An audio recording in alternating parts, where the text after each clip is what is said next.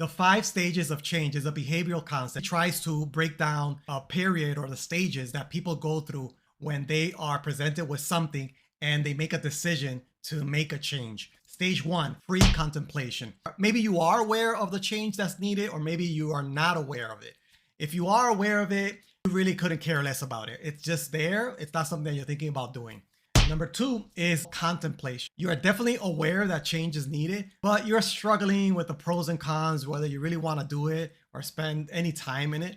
The 3rd stage is preparation. You definitely know about the change that's needed, and you're starting to prepare yourself to do something about it.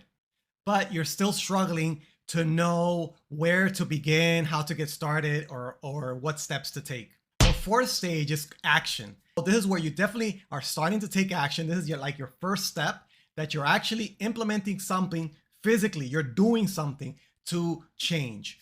This step is very critical and important because it's very easy to lose the momentum and start the change by taking action, but then falling back. The 5th stage is maintenance. In maintenance stage, this is where you already are on your way to change. You've been working on it. You're already taking action for more than 6 months, and it's actually become part of your lifestyle. So those are the 5 stages of change. Which stage are you in?